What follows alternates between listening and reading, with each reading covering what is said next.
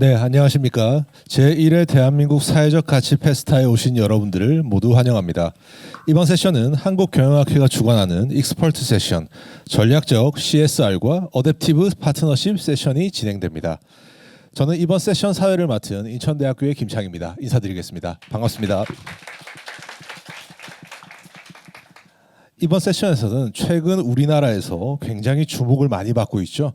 그래서 크로스 섹터 파트너십의 양적 그리고 질적 발전에 기여할 수 있는 지식 컨텐츠를 생산하기 위해서 두 편의 이제 기조 발표와 그리고 패널 토론이 준비되어 있습니다. 지금 많이 와 계시고 자리도 이제 꽉꽉 차 있고 또 뒤에도 서 계시는데 부디 저희 세션이 끝날 때까지 자리를 찾아주시고 그리고 네, 박수도 많이 해주시기를 바랍니다. 이번 세션의 파트너는 저희 한국경영학회입니다. 지금 한국경영학회에서 이번 세션과 그리고 저희 사회적 가치 페스타를 축하해주기 위해서 전현직 한국경영학회 회장님들이 많이 와 계십니다. 먼저 김현성 회장님을 모시고 저희 이 환영사를 들어보는 시간을 갖도록 하겠습니다. 큰 박수로 맞아주시기 바랍니다.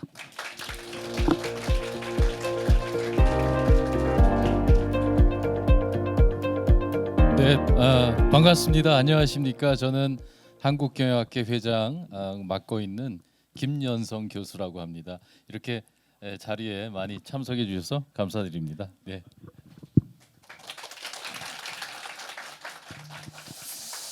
이 행사를 준비하는 과정에서 대한상공회의소와 상의를 많이 하면서요. 어떤 일을 하면 좋을까? 어떤 주제로 이런 학술 세션을 하면 좋을까? 이런 고민을 했었는데요. 제 머릿속에 떠오르는 한 분이 있었습니다. 그분께 한번 부탁을 드리면 멋진 어레인지가 되지 않을까 이렇게 생각을 했는데 역시나 우리의 기대에 부응하게 이렇게 잘 준비를 해주셨는데 이따 말씀 소개하겠습니다만 한양대학교 신현상 교수님이 고생을 많이 하셨습니다. 제가 소개하겠습니다. 네, 그리고 조금 전에 우리 김창희 교수님이 소개를 하셨는데 김창희 교수님은 저희 학회의 주니어 위원회 위원장을 맡고 있습니다. 그래서 오늘 정말 사회로서는 너무 적입니다. 저희 앞줄에 있는 몇 분 빼고는 전부 저희들이 보기에는 송구하지만 주니어로 보이셔서 너무 적절한 오늘 사회가 아니었나 이렇게 생각이 됩니다. 그리고 조금 있다가 우리 학회의 이 행사를 축하해 주시기 위해서 축사를 두 분께 부탁을 드렸는데요. 제가 69기입니다. 저희 한국경영학회가 69기가 됐고요. 68기 제 앞에 회장을 하신 김재구 회장님 오셨습니다. 네. 그리고 그 앞에가 67기 한상만 회장님 와 계셨습니다. 네. 그리고 제 다음이 70기 내년부터 하실 양희동 회장님 이렇게 오셨습니다.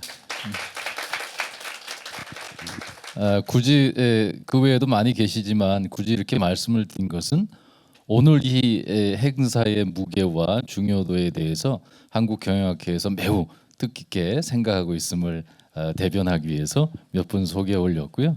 그 외에도 저 수석 부회장 맡고 계신 정현승 교수님이 수업으로 이제 가셔야 되는데 지금 못 가고 있는데 한번 인사드리도록 하겠습니다. 예, 제가 드릴 말씀은 이제 중요한 말씀은 다 드린 것 같고요. 오늘이 페스타 아니겠습니까? 페스타. 발음이 괜찮은지 모르겠는데요. 페스타가 축제입니다. 여러분 오늘 학술 축제를 이 자리에서 하게 되는데 그렇게 하게 된 계기가 오늘 이 행사에 여기에 보시면은 공동 주관에 한국경영학회가 있어서 이렇게 같이 하게 됐음을 말씀드립니다. 오늘 주제 발표와 토론은 아마 그 어느 때보다도 중요한 계기가 되리라고 생각이 되고요. 여러분들 어떻게 하면은 기업에 하시는 일, 또 사회에서 필요하시는 일이 학술적으로, 학문적으로 그리고 산학 협력을 통해서 정말 새로운 가치를 창출할 수 있을까에 대해서 논의하는 중요한 자리가 되겠습니다. 그래서 제가 일부러 소개는 안 드렸습니다만 이제 보실 텐데 발표하실 기업에서 오신 분들의 주옥 같은 발표를 잘 들어주시고요. 그에 대해서 저희들한테 피드백을 주시면 한국경영학회에서 올해뿐만 아니라 아마 내년에도 그 이후에도 계속적으로 이런 학술 활동과 또 사회에 기여하는 가치를 창출하는 활동을 같이 할 수 있지 않을까 이렇게 생각이 됩니다. 네, 이렇게 감사 말씀드리면서요. 특히 죄송한 게 뒤에 서 계신 선생님들 너무 죄송하게 생각하고요. 끝까지 자리 함께해 주시기를 부탁의 말씀 올리겠습니다. 감사합니다. 따뜻한 환영사를 해주신 김현성 회장님께 다시 한번 큰 박수 부탁드리겠습니다. 네, 이제 원래 지금 제가 이제 오신 귀빈들을 소개를 시켜드려야 되는 타이밍인데 저희 회장님께서 제 지금 전체 사회 분량의 약 한 30%를 가져가셨습니다. 이제 그럼 바로 저희가 이제 빠른 진행을 위해서 축사를 두 분 모셔볼 텐데요. 먼저 전 사회적 기업 진흥원장을 역임하셨고 또 전대 저희 한국경영학회장을 역임하셨던 저희 김재구 교수님, 김재구 교수님을 모시고 축사를 들어보겠습니다. 큰 박수 부탁드립니다. 네, 감사합니다. 정말 자리를 가득 메워주신 분들의 열기를 보니까 우리 사회적 가치 페스타가 이렇게 개최되는 의의를 다시 생각하는 것 같습니다. 조금 전에 말씀 주신 것처럼 저는 작년도에 경영학회 회장을 역임하기도 했지만 이 축사는 사회적 기업 진흥원장 전임 원장으로 해주기를 또 원하셨더라고요. 저는 2012년 그때 처음 거의 공공기관이 처음 이게 생겼을 때 12년부터 15년 사이 한 3년여 원장으로 이렇게 섬길 수 있는 그런 특권을 가졌는데요. 그때 가장 큰 힘이 됐던 것이 바로 여러분들과 같이 우리 기업가적인 정신을 가지고 있지만 소셜 미션에 대해서 생각하고 이 시대에 가장 가난하고 어려운 사람들, 약한 사람들이 느끼는 그 고통, 우리 경영학 하신 분들이 많잖아요. 페인 포인트라고 하는 그 고통을 남의 것이 아니라 나의 거라고 생각할 수 있는 그런 분들이 사회적 기업가로 이렇게 섰다는 것이 굉장히 가슴이 뛰었습니다. 저는 그 이후에 뭐 퇴임하고도 제 집이 마침 그 서울숲 근처인데 당시에 그 사회적 기업 소셜 벤처를 선도하던 지금은 그 사람들도 다 40이 넘었네요. 이제 막 30이 되기 전이거나 30 간 넘은 친구들이었는데 우리 또 소셜 벤처 클러스터 이런 거를 가지면 좋겠다 그랬더니 그 친구들이 정부나 뭐 진흥원에서도 도와준 건 없습니다. 그 기업가 그분들이 스스로 지금과 같은 성수동의 변화를 일궈냈는데 정말 소백이라는 행사를 기업 측에서도 좀 주도해서 해주셨고 이제 대한상이라고 하는 기업 전체를 포괄하고 또 정부 이게 사회가 함께 할 수 있는 사회적 가치 페스타로 발전할 수 있어서 너무나 감사합니다. 오늘 발표해 주실 기업분들의 말씀을 잘 새겨서 더 큰 임팩트를 만들 수 있도록 함께 나가면 좋겠습니다. 대단히 감사합니다.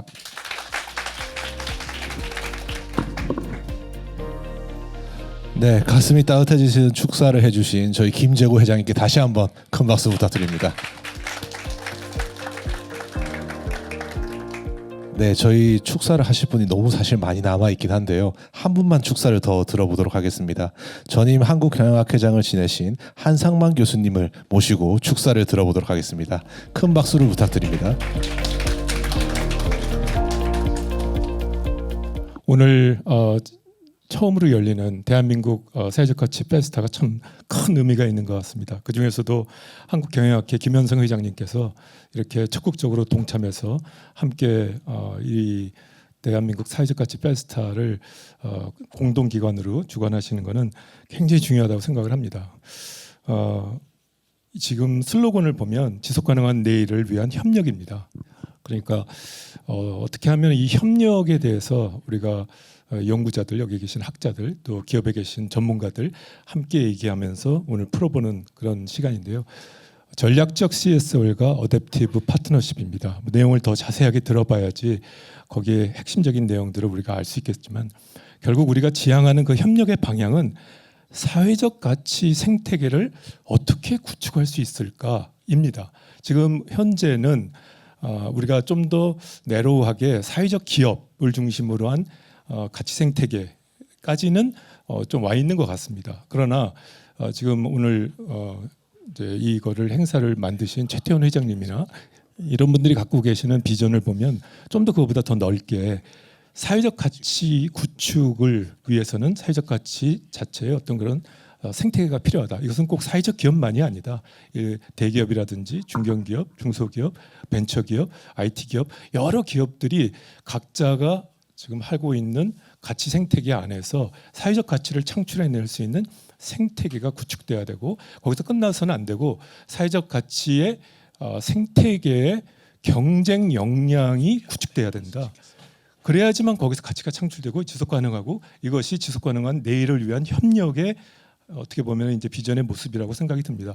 그래서 오늘 이 자리가 저는 굉장히 중요하다고 생각되는 것이 전략적 CSR은 바로 사회적 가치 생태계와 연계돼야 합니다. 전략적 CSR이 사회 공헌하는 기업의 어떤 비용을 지출하는 어떤 사업부 이런 식으로 접근해서는 절대 해결될 수 없는 비전이라고 생각이 들고 그것이 아니라 이 전략적 CSR이 사회적 가치 생태계와 어떻게 연계될 것이냐를 우리가 논하고 거기에 어댑티브 파트너십이라는 것이 아마도 중요한 역할을 하지 않을까 하는 생각을 합니다. 이 자리를 만들어 주신 우리 김현성 회장님 그리고 이 자리를 전체적으로 주관하시는 신현상 한양대학교 교수님께 정말로 감사드리고 오늘 이 자리가 정말 앞으로 그런 사회적 가치 생태계 구축에 좋은 계기가 돼서 많은 연구가 나오기를 기대해 봅니다. 이 자리에 함께해 주신 많은 귀빈분들께 감사드립니다. 감사합니다.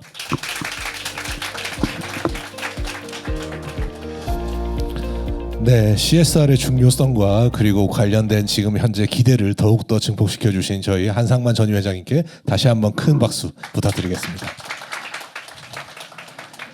네, 저희 한국경영학회 이제 전 현직 회장님들이 모두 자리하셔가지고 환영사와 축사를 해주셔서 그 어느 때보다 열기가 달아오고 있는 것 같습니다. 이제 두 분의 기조 발표를 모시고 이제 기조 발표를 들어볼 때가 됐는데요. 첫 번째 발표로는 지금까지 여러 번 소개되신 한양대학교 신양상 교수님께서 나오셔서 전략적 CSR의 개념과 글로벌 우수 사례 등에 대해서 발표를 해주시겠습니다. 큰 박수로 연사님을 맞이해 주시기 바랍니다. 오늘 전략적 CSR과 어댑티브 파트너십에 대해서 말씀드릴 이제 한양대학교 신현상 교수입니다. 저는 지금 한양대학교에서 총장 직속 글로벌 사회혁신단 단장을 맡고 있고요. 또 이제 스탠퍼드 소셜 이노베이션 리뷰 한국어판을 지금 발간을 한양대에서 지난 6년 동안 해왔습니다. 그래서 저희 이제 글로벌 사회혁신단에서 지금 여러 가지 일을 하고 있는데요. 여기 경영학회 세션 기획도 저희가 같이 좀 도와서 하고 있고요. 또 이제 이따가 부스 가보시면 스탠퍼드 소셜 이노베이션 리뷰 한국어판 그 부스가 있습니다. 거기도 한 번씩 가보시면 좋을 것 같고 또 저희 산하에 이제 컬렉티브 임팩트 센터라고 있는데요. 저희 센터에서 또 이 운영을 다 도와주고 계셔가지고요. 저희가 그래도 이번에 좀 기여를 하게 돼서 굉장히 감사하게 생각을 하고 있습니다. 한국의 G세대 젠지라고 얘기를 하죠. G제너레이션 기업에 대한 인식 조사를 해봤습니다. 여기 보시는 것처럼 기업이 누구의 이익을 중요하게 생각을 하는가? 까만색이 그렇다라고 대답을 한 건데요. 보시면 경영자의 이익을 중요하게 고려한다 77%, 그리고 주주의 이익을 중요하게 생각한다 56%, 고객과 사회는 33%, 3명 중에 1명 정도만 그렇다라고 얘기를 했고요. 좀 더 놀라운 것은 제일 오른쪽에 있는 내용입니다. 기업이 진실을 말할 것이라고 생각한다 10%만 그렇게 얘기를 했는데요. 이런 어떤 기업에 대한 어떤 신뢰가 지금 바닥이다. 특히 이런 미래 세대에게 바닥인데요. 이게 저희 한국경영학회의 또 페인 포인트이기도 한 것 같습니다. 저희가 어떻게 하면 이런 다시 한번 신뢰와 평판을 올릴 수 있을까를 이제 고민을 해야 될 것 같은데요. 한 가지 좋은 소식은 희소하면은 가치가 있다.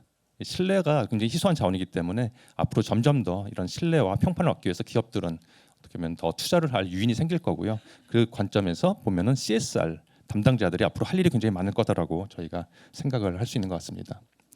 전략적 CSR 얘기를 하기 전에 전략에 대해서 좀 생각을 해보겠습니다. 고대 그리스어 스트라테고스에서 나온 단어인데요. 장군의 기술을 의미한다고 합니다. 오늘날은 굉장히 다양한 분야에서 전략이라는 말을 쓰고 있는데요. 공통적으로 어떤 공통점을 찾아본다면 목표가 있고요. 그 목표를 달성하기 위해서 어떤 수단을 활용하는 것을 우리가 전략이라고 얘기를 한다고 볼 수 있겠습니다. 기업 경영에서는 장세진 교수님께서 정의하신 것이 제한된 경영 자원 수단이죠.을 활용해서 목표, 기업의 경쟁 우위를 창출하고 유지해서 결국은 기업 가치를 극대화한다라는 어떤 것을 경영 전략이라고 얘기할 수가 있는데요. 여기서 한 가지 우리가 잊으면 안 되는 것은 전투가 아니라 전쟁이다라고 얘기할 수 있겠습니다. 낙동강 전투도 중요하겠지만요. 사실은 큰 전쟁, 6.25 전쟁에서 어떤 전투는 이길 수도 있고 어떤 전투는 질 수도 있겠죠. 하지만 굉장히 핵심적으로 중요한 전투들이 있고요. 더 중요한 건 전쟁을 이기는 건데요. 전략이란 건 좀 더 그런 높은 차원에서 그리고 장기적인 관점에서 봐야 된다는 그런 의미가 내포되어 있다고 볼 수가 있겠습니다. 경영학에서 우리는 선택과 집중을 많이 강조하는데요. 물론 중요하지만 큰 그림, 빅피처를 놓쳐서는 안 되겠다라고 말씀드릴 수 있겠습니다. 전략적 CSR에 대해서는 이 비스와나단 에달 저널 오브 매니지먼트 스터디즈에 2020년에 나온 논문인데요. 여기 보시는 것처럼 기업의 어떤 액션 액티비티 중에는 이제 CSR 기업의 사회적 책임을 사회 공헌을 위한 활동들이 있고요. CFP는 Financial Performance입니다. 재무적인 어떤 가치를 만들어내기 위한 활동이 있는데 거기에 접점이 있다. 이 접점이 바로 스트래티직 CSR, 전략적 CSR의 영역이다라고 이야기를 하고 있습니다. 사회적 가치와 재무적 가치를 동시에 높이는 CSR을 의미하는 건데요. 그래서 맥윌리엄스 시겔 2001년도 논문에서는 이 CSR이라는 게 그냥 돈을 쓰는 것에 그치는 게 아니고 사실은 기업 가치를 높이고 주주 가치와 극대화 이제 배치되지 않는다라고 이야기를 하고 있고요. 또 다들 아시는 포터, 크레이머, CSV 개념에서는 경제적 가치와 사회적 가치를 통합적으로 추구할 수 있다라고 이야기를 하고 있습니다. 라구비아 에달 2010년도 저널 오브 퍼블릭 팔러시 앤 마케팅 논문에서는요. 이 CSR의 효익에 대해서 이야기를 하고 있는데요. 기업 가치가 증대되고 우수 직원을 채용하고 유지할 수 있고 고객 획득 유지에 도움이 되고 비용 절감할 수 있다. 특히 기업에게는 위기가 많이 올 수가 있는데요. 그때 이런 좋은 평판이 보험 역할을 할 것이다. 그래서 이런 CSR이 경제적 가치가 있다라고 이야기를 하는데 여기서 굉장히 중요한 포인트는요. 여기서 얘기하는 경제적 가치들은 굉장히 롱텀에서 봤을 때 가치가 보이는 거고요. 또 하나는 굉장히 인비저블하다, 인텐저블한 그런 에셋들을 우리가 키워나가는 것이다라고 얘기를 할 수가 있는 것 같습니다. 비스와나단의 2020년도 논문에서는 전략적 CSR의 4가지 작동 메커니즘에 대해서 이야기를 하고 있는데요. 혁신 역량 강화, 기업 리스크 감소, 이해 관계자들과의 관계 강화, 그리고 기업 이미지 향상 및 평판 제고 이 4가지를 이야기를 하고 있습니다. 다시 한번 우리가 볼 수 있는 것은 여기서 얘기하는 경제적 가치는 단기적인 이익을 내자는 것이 아니고요. 장기적으로 우리가 경제적 가치를 만드는 것을 의미한다는 것이고요. 그런 관점에서 우리가 전략적 CSR을 비시장 전략이라고도 이야기를 합니다. 그리고 파이낸셜 타임스에서 정의한 바에 따르면은 이런 남마켓 스트래티지 비시장 전략의 어떤 종속 변수, 목표 변수는 결국은 보이지 않는 자산, 기업의 평판이다라고 이야기를 하고 있습니다. 자, 그래서 우리가 어떤 CSR을 잘하면은 전략적 CSR이 말하는 것처럼 우리가 잘한다면은 굉장히 좋은 효과를 얻어낼 수 있는 건 알겠는데 이 스마트하게 하는 것이 들어가는 순간 사실은 굉장히 페인 포인트가 있습니다. 진정성에 대한 의심을 받는다는 것인데요. 사실은 2013년, 14년, 15년 그때쯤에서 한국에서도 CSV 열풍이 한때 일었던 적이 있었습니다. 근데 그때 이제 한참 막 어떤 뭐 임원도 만들고 CSV 뭐 실도 만들고 그러면서 기업들이 적극적으로 받아들였는데 왜 지금은 다 없어졌을까? 다 없어졌다기보다 좀 많이 위축이 된 거죠. 위축이 왜 됐을까 생각을 해보면은 이런 어떤 CSR 프로젝트를 쭉 늘어놓고 여기서 어떤 게 돈이 되는 거지? 그걸 찾고요. 그래서 그걸 가지고 이렇게 갈라내고 그래서 그걸 해봐도 사실은 그 어떤 돈이 되는 프로젝트조차도 시간이 오래 걸리는 그런 프로젝트들이다 보니까 2, 3년 있다가 이제 기업에서 그런 뭐 리더십에서 너희 뭐 돈 벌 수 있다고 그러는데 어디 있어?라고 얘기했을 때 아직 없어요라고 얘기할 수밖에 없었던 거죠. 그래서 이제 결국 그것이 어떻게 보면은 더 전통적인 CSR로 돌아가는 그런 계기가 되기도 했었는데요. 어쨌든 간에 이런 스크리닝 기준에 재무적 이익, 특히 단기적인 재무적 이익 기준이 들어가면 상당히 왜곡될 수가 있다라는 것을 우리가 알 수가 있겠고요. 이런 것들에 대해서 이제는 정보가 굉장히 접근성이 높기 때문에 소비자들이 반감을 표출할 수 있기 때문에 이런 진정성을 어떻게 얻을 것인가가 굉장히 중요한 부분이라고 얘기할 수가 있겠습니다. 이 기존의 논문들을 좀 살펴보면요, 세넨 바타차라야 논문에서는 CSR이 고객에게 좋은 어떤 영향을 미친다, 고객 구매에 영향을 미친다고 얘기를 하고 있고요. 루오 바타차라야 논문에서는 고객 만족을 높여서 기업 가치에 긍정적 효과가 또 생긴다는 것을 보이고 있는데요. 여기서 좀 재미있는 거는 제품 품질이 좋고 혁신 역량이 높은 기업이 CSR을 하면은 기업 가치에 긍정적 효과가 있지만 그렇지 못한 기업이 제품은 이제 그지같이 만들면서 CSR 열심히 하면은 별로 이렇게 오히려 악영향이 있을 수도 있다라는 이야기를 하고 있습니다. CSR은 리스크를 줄이고 또 이제 종업원의 성과에도 영향을 주니까 기업 가치에 좋은 효과가 있을 텐데요. 여기서 재미있는 거는 이기적 동기를 가지고 하는 CSR 프로그램은 오히려 역풍으로 이어질 수 있다. 영국의 캐드베리 초콜릿 회사인데요. 스포츠 포스쿨 프로그램을 합니다. 초콜릿은 기본적으로 아이들의 어떤 비만 그리고 어떤 성인병을 가져오는 그런 효과가 있기 때문에 우리가 초콜릿을 팔아서 얻은 이익으로 아이들의 어떤 운동을 할 수 있는 시설을 우리가 만들어주고 운동 기구를 보급하겠다라는 프로그램인데요. 취지는 되게 좋았습니다만 결국 역풍이 불어서 CEO가 대국민 사과를 하게 됩니다. 내용을 살펴보니 5파운드짜리 그러니까 한 8,000원 정도 되는 농구공 하나 기부하려면 토큰을 90개를 모아야 되는데 38파운드 어치의 초콜릿, 20kg 정도 초콜릿을 먹어야 되는 거고 2만 칼로리, 1,000g 지방을 섭취한다는 의미인데 이 부모들이 이제 열이 받으신 거죠. 그래서 이런 일들이 있을 수 있다라는 거고요. CSR, CSI 기업 가치의 관계를 좀 굉장히 큰 데이터로 분석한 강해달 논문이 있습니다. 4,500개 회사 19년의 데이터니까요. 거의 10만 개의 데이터 포인트를 분석을 했는데요. 그 결과가 굉장히 약간 쌀로 밥 짓는 소리입니다. CSR을 잘하면 기업 가치가 올라간다.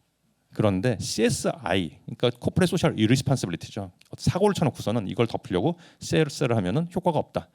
그래서 그거를 이렇게 열심히 분석을 해가지고 나온 결론이 좋은 기업인 척하지 말고 좋은 기업이 되어라입니다. 자 그렇다면은 이런 비즈니스들도 있죠. 예를 들어서 술 만드는 회사, 담배 만드는 회사, 도박 회사 들은 그러면 CSR 하지 말라는 얘기냐? 근데 이에 대해서 굉장히 또 재미있는 논문이 있습니다. 윤 에달은 이제 카이스트 윤여선 교수님의 저널 오브 컨슈머 사이콜로지 논문인데요. 이렇게 나쁜 평판을 가진 회사는 물론 CSR을 하면은 진정성 영향을 미친다. 그래서 부정적인 효과를 가져올 수 있는데 이때 임팩트를 강조한다면은 진정성을 인정받을 수 있다라고 이야기를 합니다. 예를 들어서 담배 회사인데요. 당연히 어른들의 폐를 망가뜨리고 있지만 그 수익을 바탕으로 CSR을 하는데 예를 들어서 폐기형의 아이들을 1년에 100명씩 수술을 해주겠다. 처음에는 사람들이 안 믿겠죠. 뭐 담배 덮으려고 그러는 거 아니냐 생각을 하겠지만 그래도 이걸 5년 하고 10년을 하면은 100명이 이제 10년 하면 1000명이 되겠죠. 그러면 그 아이들 중에 어떤 아이들은 대학도 가고요. 회사도 취직을 하고 그러면서 누군가는 또 뭐 온라인에 올릴 수도 있겠죠. 덕분에 굉장히 내 삶이 바뀌었다. 이런 것들에 대해서 사람들은 진정성을 인정해 준다는 거죠. 결론적으로는 전략적 CSR을 그냥 하는 게 중요한 게 아니고요. 잘하는 게 중요하고 그래서 우리가 만약에 임팩트를 만들어낸다면 진정성에 대한 인정과 좋은 평판을 받을 수가 있다. 그래서 일단 파트너십이 되게 중요하다고 얘기할 수가 있고요. 여기서 또 한 가지 굉장히 강조하고 싶은 거는요.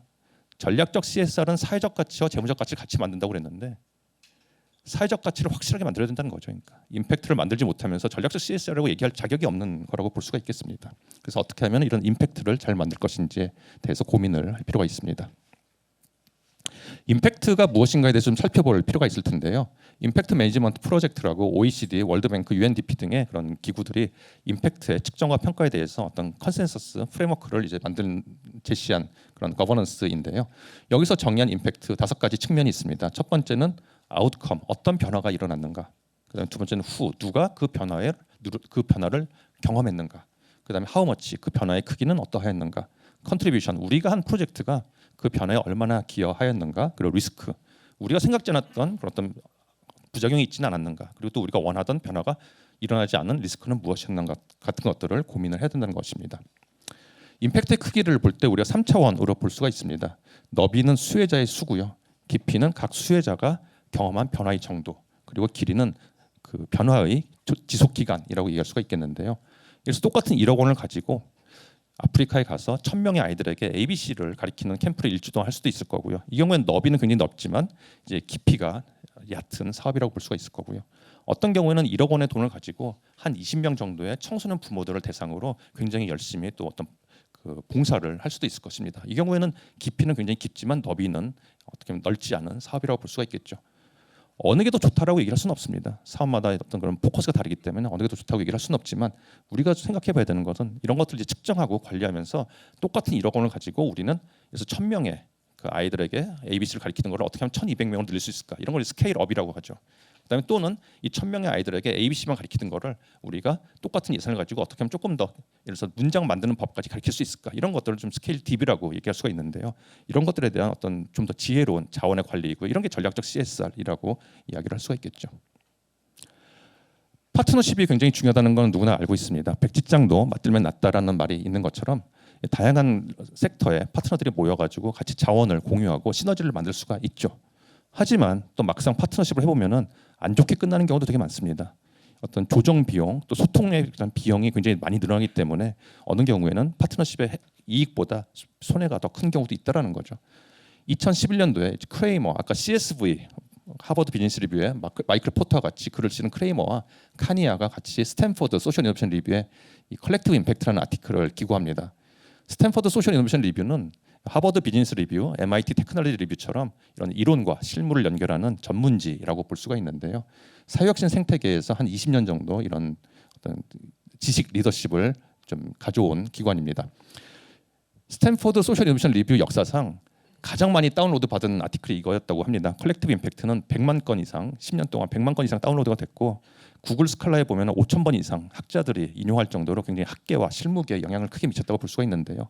그 이유는 이것이 어떤 특별함이 있어서가 아니고 협력을 하면 좋겠는데 어떻게 하면 좋을까? 스마트한 협력에 대해서 5가지의 조건을 잘 제시했기 때문에 굉장히 반향이 컸다라고 볼 수가 있겠습니다. 이와 관련해서 이따가 우리 세 분의 기업에서 오신 분들께서 또 굉장히 좋은 사례들을 이야기해 주실 것이니까요. 또 기대해 주시고요. 자, 그래서 오늘 또 저희가 말씀드리고 싶은 게 이제 어댑티브 파트너십이라는 부분입니다. 요새 이런 전략적 CSR에 대해서 굉장히 좀 관심도 많아지시고 또 파트너십에 대한 관심이 많아지셔가지고 저에게도 이런 여러 가지 경로로 문의가 많이 들어오는데요. 제가 이제 보니까 또 굉장히 좀 오랫동안 하셨던 분들은 나름대로 또 시행착오를 겪는 과정에서 노하우가 좀 생기셔가지고 잘 하시는 경우들도 있는데 또 처음 하시는 경우에는 또 이제 좌충우돌하고 좀 이렇게 어려움을 겪는 경우들이 많이 있으셔가지고 오늘 이제 일부러 이런 어댑티브 파트너십이라는 컨셉을 좀 이렇게 여러분들께 제시를 해드리게 되었습니다.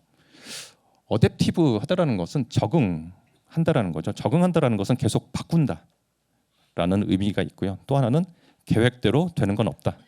예, 계획대로 되지 않는다. 예, 그런 것들 좀 의미하는 거죠. 키메달 2024년 논문은 어댑티브 콜래보레이션 스트래티지에 대해서 쓴 논문인데요. 좀 재밌는 거는 컴퓨터 사이언스 쪽입니다. MIT와 구글 연구팀이 연구를 한 건데요. 그 의료 전문 AI들을 키우는 거죠. 예를 들어 가지고 내과 전문, 뭐 외과 전문, 그다음에 뭐 소화기 전문 그런 AI들을 이제 학습을 시켜가지고 AI 에이전트들끼리 서로 협력을 통해 가지고 협진을 하게 합니다. 근데 보니까 중증, 유병 병력이 있고 합병증 의심이 있는 결국 이 복잡성이 높고 불확실성이 높은 경우에 이 어댑티브 콜래보레이션이라는 그런 알고리즘이 굉장히 좋은 성과를 내더라라는 것을 이제 증명한 그런 논문입니다. 근데 이게 또 경영학에서도 굉장히 요새 많이 쓰이고 있습니다. 2007년도 말호트라 인포메이션 시스템 리서치 저널에 이제 나온 논문인데요. 어댑티브 서플라이 체인 파트너십이라는 얘기를 하고 있습니다. 원래 서플라이 체인을 만든다고 했을 때 효율을 극대화하기 위해서 예를 들어 가지고 생산은 예를 들어 뭐 베트남에서 하고 뭐 R&D는 프랑크푸르트에서 하고 뭐 시장은 뭐 뉴욕에서 뭐 판매를 하고 뭐 그런 식으로 이제 글로벌 서플라이 체인을 만드는 경우도 우리가 많이 볼 수가 있는데요. 이제 그렇게 이제 지점을 찍으면은 거기다 이제 라지 스케일로 크게 이제 투자를 하는 거죠. 효율을 극대화하기 위해서. 그래서 이제 어떻게 보면 이익을 극대화하는 그런 구조를 많이 짜는데 문제는 경영 환경 불확실성이 계속 높아지고 있다는 거죠. 2007년이면은 글로벌 파이낸셜 크라이시스가 왔을 때 빠르게 서플라이 체인을 조정을 해야 되는데 크게 투자해 놓은 게 오히려 발목을 잡더라는 것입니다. 그래가지고 오히려 처음에 어떤 기획 단계부터 약간의 비효율을 감수하고서라도 우리가 유연성을 확보하는 것이 굉장히 중요하다는 게 이 어댑티브 서플라이 체인 파트너십의 포인트입니다. 그래서 브리징, 본딩 같은 포인트들을 얘기하고 있는데요. 여기서 중요한 포인트는 유연성 그리고 우리가 굉장히 모르는 게 많기 때문에 어떤 상황이 생겼을 때 빨리 그와 관련된 지식을 획득해서 공유하고 그걸 통해서 좋은 의사결정을 하는 것이 중요하다고 이야기를 하고 있습니다. 털더 킨 2018년도 저널 오브 비즈니스 에틱스 논문에서는요. 콜래보레이티브 크로스 섹터 파트너십에 대해서 얘기를 하고 있는데요. 우리가 결국 사회적 가치를 만든다, 임팩트를 만든다고 했을 때 시스템 체인지가 중요하지 않습니까? 그러기 위해서는 인터벤션이 좀 복잡할 수밖에 없고 또 다양한 섹터가 들어오면은 다 다른 백그라운드 다른 가치관, 아이디어 그리고 자원들을 가지고 있는데 이들을 같이 협력하는 과정에서 굉장히 많은 불확실성들이 생긴다는 거죠. 근데 이런 과정에서 우리가 변화 이론이라고 얘기를 하는데요. 시어럽 체인지를 너무 빡빡하게 만들어 놓으면은 그것이 오히려 발목을 잡을 수가 있다라고 이야기를 하고 있습니다. 그래서 실제로 사례를 분석해 보니까 오히려 방해가 되는 그런 케이스들을 많이 발견하게 되고요. 그러면서 디피드, 영국의 디피드라든가 IMF 같은 기관에서 이 변화 이론을 플래닝 툴이 아니라 기획의 툴이 아니라 내비게이션 툴을 쓰자라는 그런 이야기들을 하고 있다라고 합니다. 그래서 그러면서 중요하게 얘기를 하는 게 우리가 처음부터 모든 것을 안다고 얘기하는 건 오만이다. 그냥 모르는 상태에서 들어가서 배운다고 생각을 하고 그 대신에 리플렉티브하게 또 어댑티브하게 우리가 계속 러닝하는 그런 자세가 이런 파트너십에서 중요하다라고 이야기를 하고 있습니다. 스콧 보이드 오스트레일리안 저널 퍼블릭 어드미니스트레이션 저널인데요. 여기서 또 어댑티브 콜래보레이션에서 되게 재밌는 얘기를 하고 있습니다. 우리가 이제 아웃컴, 변화를 되게 중요하게 생각을 하는데 엔드 아웃컴은 장기적인 아웃컴을 얘기합니다. 장기적인 아웃컴을 가지고 우리가 어떤 피드백을 받는 게 되게 어렵다. 왜냐하면은 시차가 되게 크니까요. 그래서 우리가 한동안은 또 그런 정부 기관들이 프로세스에 좀 중심을 좀 뒀다고 합니다. 근데 문제는 프로세스 중심의 어떤 경영이 결국은 어떤 펄포스랑 좀 유리가 되거나 또는 좀 스피드가 떨어지더라. 그래서 이야기하는 게 인터미디엇 아웃컴. 그러니까 좀 더 중기적인 아웃컴을 가지고 우리가 모니터링하면서 계속 우리의 액션을 잘 수정해 나가는 것이 어댑티브 하는 것이 굉장히 콜라보레이션 중요하다라고 이야기를 하고 있습니다. 컬렉티브 임팩트 2.0은 이제 카니아와 크레이머가 2022년도에 스탠퍼드 소셜 이노베이션 리뷰에 지난 10년간의 컬렉티브 임팩트를 이제 회고하면서 쓴 아티클인데요. 여기서 되게 재미있는 것이요. 러닝입니다. Learning together, aligning, integrating their actions. 그래서 이게 컬렉티브 임팩트를 만드는 이제 세 가지 키워드인데요. 여기서 제일 앞에 나오는 게 learning together. 우리가 지식과 연결을 통해서 러닝 커뮤니티를 만들고 또 굉장히 사회 문제는 복잡하고 그런데요. 그리고 또 사회 문제가 생기는 그런 구조적인 원인들, 또 이 시스템 안에 있는 여러 플레이어들의 어떤 인터랙션, 다이내믹스들을 우리가 모른다라고 생각을 하고 들어가서 계속 어떻게 보면 인게이지먼트 하고요, 익스플로어 하면서 그걸 알아내고 그 지식을 공유해가지고 우리가 좋은 임팩트를 만든다면은 이런 파트너십이 좀 더 어댑티브한 파트너십이 잘 될 수가 있다라고 이야기를 하고 있습니다. 예, 제 발표는 여기까지로 하겠습니다. 감사합니다. 네, 좋은 발표를 해주신 저희 신현상 교수님께 다시 한번 큰 박수 부탁드립니다. 신현상 교수님의 발표 덕에 저희가 전략적 CSR의 개념을 다시 한번 살펴보고 또한 글로벌 우수 사례를 통해서 벤치마킹 지점을 찾아볼 수 있었던 유익한 강연이었지 않나 하는 생각이 듭니다. 다음으로는 글로벌 우수 사례를 알아봤기 때문에 이제 국내 우수 사례를 알아보도록 하겠습니다. MISC의 김정태 대표님을 모시고 저희 어댑티브 파트너십의 국내 우수 사례와 그리고 거기서 얻을 수 있는 교훈이나 시사점에 대해서 알아보도록 하겠습니다. 모두 큰 박수로 연사님을 환영해 주시기 바랍니다.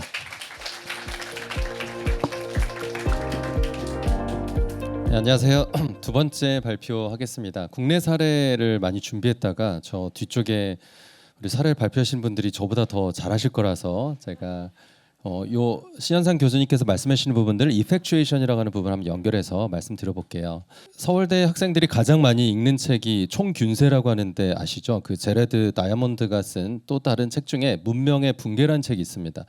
근데 그 문명의 붕괴를 보면 왜 위대했던 문명들은 다 사라지는가? 네, 그 이야기를 보면 정말 재밌는데 이제 추석이니까 한번 읽어보시면 좋을 것 같아요. 되게 두껍습니다만 진짜 그냥 잠을 줄여가고 싶을 정도로 문명의 붕괴라는 좋은 책이 있는데요. 왜 찬란했던 문명들은 사라질까? 왜냐하면 그 한 100년 전에 있었던 강이 그래 저기 흘러가고 있네. 우리 뒤쪽에는 나무가 많네. 이런 것들을 기반으로 앞으로 우리가 살아갈 것들 다 계획하다 보면 근데 사실 계획대로 되는 게 아니잖아요. 그러면서 모든 문명들이 대부분 사라지게 된다라는 거. 그래서 오늘 하는 어댑티브라는 부분들은 사실 경영학에서 굉장히 싫어하는 단어 중에 하나입니다. 계획대로 안 된다. 이게 말이 안 되는 거죠. 뭐 사장님 저 1억 원으로 이런 사업하겠습니다. 그랬는데 뭐 어떤 목표가 있어요? 사실 계획대로 안 될 것 같아요. 근데 어려운 시기죠. 근데 왜 이런 어댑티브라는 단어가 많을까? 그리고 방금 전에 그 리더 서밋에 오셨던 분들은 계셨겠지만 최태원 회장님도 이런 단어를 쓰셨어요. 먼저 친구가 되자. 이해되세요? 중요회의에서 누군가 친구 되기, 그다음에 관계를 형성한다. 사실 이건 되게 나이브한 얘기 있잖아요. 근데 왜 이런 부분들이 우리에게 굉장히 중요하게 될까가 오늘 제가 말씀드릴 관계자본 그리고 무형의 자산과 관련됐다 보면 되겠습니다. 저희 회사도 사실 그렇게 해서 경영을 하고 있습니다. 한 7년 전에 제가 열심히 꼼꼼하게 전년도에 계획을 세웠더니 계획대로 되는 게 하나도 없더라고요. 저희 함께하는 분들과 1박 2일 워크숍을 한 돈이 아까운 거죠. 그냥 먹고 놀고 친구가 되고 경험을 하는 게 낫지 되도 않는 어떤 전략을 짜는 거 무슨 의미가 있을까 해서 저희는 전략을 세우지 않고 탐험을 하는 거다, 모험을 하는 거다 이런 식으로 해보고 있는데요. 또 저희는 투자를 굉장히 많이 하고 있습니다. 근데 투자를 할 때도 저희 고민이 돼요. 투자 하나를 잘 발굴하는 게 중요할까? 아니면 진짜 좋은 팀을 알고 있는 사람과의 관계를 또 형성하는 게 중요할까? 그런 관점에서 저희가 잘 모르는 베트남, 인도네시아, 뭐 싱가포르 이런 해외 쪽에서는 저희가 이해하지 못하는, 저희가 분석할 수 없는 좋은 팀들을 우리와 함께 좋은 관계가 있는 분들이 추천하게 될 때 정말 좋은 팀들을 만나게 되는 것을 경험하게 됩니다. 자, 그런 관점에서 오늘 저는 불확실성이라는 것을 우리가 이해해야 되는 것 같아요. 왜 어댑티브일까? 그것은 우리가 살아가는 시대가 더 그 어느 때보다도 불확실하기 때문이죠. 만약 우리가 인풋을 이렇게 하면 저 정도의 아웃풋이 나오겠다는 것을 어느 정도 이해하게 된다면 이런 어댑티브라는 것은 저희들에게 부각되지 않았을 것 같아요. 하지만 시대가 가면 갈수록 불확실성은 더 증대될 거라고 여러분 이해되시죠? 더 어려울 것 같아요. 그런 관점에서 우리의 전략적 CSR이 앞으로 어떤 방향이 될까? 그게 바로 어댑티브의 것이 있다고 생각합니다. 저는 기업 가치를 차지하고 있는 굉장히 중요한 무형 자산에서부터 이야기를 해보고자 하는데요. 아까 시현상 교수님께서 우리는 전투가 아니라 전쟁에서 이겨야 된다. 근데 어떤 전쟁일까요? 저는 서울대에서 경영학도 공부하고 사회혁신을 제 박사과정 하고 있는데 경영 전략에서 요즘 재미난 그 이론 중에 하나가 attention based view라는 게 있습니다. 모든 리더들은 자신들의 시간과 제한, 모든 것들이 다 제약이 있죠. 도대체 어디에 집중해야 될까, 어디에 내 관심이 갈까를 생각할 때 그 attention이 어디로 가고 있는지를 보면 자본시장에서 굉장히 많은 사람들의 애텐션이 바로 무형자산으로 가고 있다는 거죠. 어떤 회사가 100억짜리 회사라면 그 100억짜리 회사의 90억 정도의 가치가 무형자산을 통해서 사람들이 그쪽에다가 힘을 실어주고 있다는 부분을 우리가 이해해 볼 수가 있습니다. 그래서 전투라는 걸 통해서 우리가 마켓의 쉐어를 얻는 것도 굉장히 중요하지만 진짜 중요한 전쟁에서 다양한 이해관계자들의 애텐션을 잃어버리게 된다면 이건 어마무시한 폭풍이 될 수 있다고 생각하겠죠. 그런데 여기에서 보면 8대 무형자산의 유형이 8가지가 있는데요. 그중에 관련된 부분들, 오늘 주에 관련된 부분들 브랜드, 릴레이션십, 난 레비뉴, 라이트 이런 게 있을 것 같아요. 브랜드, 릴레이션십, 관계, 함께 하고 싶은 사람, 함께 그 공간에 가서 시간을 보내도 추석에 굉장히 기분이 좋은 어떤 회사들이 있겠죠. 저는 파타고니아 같은 회사를 그 로비만 가도 기분이 좋아요. 여러분 그런 회사 있지 않으세요? 그냥 그 회사를 지나가다가도 기분이 좋은 거, 뭔가가 아우라가 떨쳐 나오는 그런 관계 브랜드가 바로 전략적 CSR에서 굉장히 중요하게 여기는 영역 같습니다. 그동안 왜 우리는 전략이라는 이야기를 썼을까요? 전략은 마치 장군이 아까 교수님께서 어원을 말씀해 주신 것처럼 장군이 목표를 설정하면 군대들이 자원을 동원해서 어떻게 공략할지를 생각하는 거죠. 그런 관점에서 전략적 CSR은 우리가 목표를 설정하고 관련된 자원을 투입해서 함께할 파트너들과 함께 어떤 고지를 점령하는 것과 비슷하다고 생각합니다. 그런데 우리의 관점은 전략적 CSR과 어댑티브하게 되는 부분인데 바로 이것은 어떤 목표를 설정하지 않고요. 그냥 방향에 대해서만 동의하고 나머지는 함께할 수 있는 파트너들과 이야기를 통해서 결정해 보는 거죠. 마치 저 왼쪽에 있는 전략적 CSR은 제가 제주도 여행을 딱 정해놓고요. 자 이제 제주도 여행 같이 할 사람 같이 가봅시다를 설득하는 거고요. 이쪽은 우리 3박 4일 동안 정말 멋진 여행의 경험을 같이 할 사람들 한번 올까요? 그래 놓고선 제주를 갈 수도 있고요. 부산을 갈 수도 있고 해외여행 갈 수도 있겠죠. 자, 우리는 어느 쪽으로 관계를 만들고 할 것인가 이런 부분들이 바로 전략적 CSR하고 관련이 된 것 같습니다. 자, 그렇다면 무형자산이란 것과 연결되는 거 우리의 유한한 자원들, 사람들의 관심, 사람들이 기업같이 몰아주고자 하는 제한된 자원들이 어디로 가고자 하는가 이 시대의 여러 가지 분위기는 바로 전략적 CSR과 어댑티브 리더 파트너십으로 가고 있다고 생각합니다. 한국 에자이라는 곳은 일본 4대 제약회사 중에 하나인 에자이의 한국 법인인데요. 정말 많은 그 활동들을 하고 있어서 짧은 시간에 다 말씀드릴 수는 없겠지만 이 회사는 제품을 파는 거가 아니라 이 제품을 필요로 하는 사람들의 머릿속을 먼저 공감해서 이분들과 함께 관계를 구축하는 것들을 진짜 오랫동안 해가고 있어요. 너무나 탁월한 것 같아요.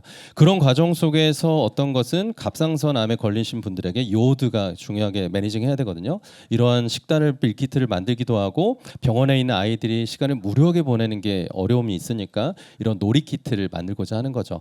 만약에 이 전략적 CSR의 목표가 밀키트를 만드는 거 하나만 있었다면 저거를 만들고 성과가 있고 그 다음엔 없어졌을 것 같아요. 관계를 새롭게 구축해야 됩니다.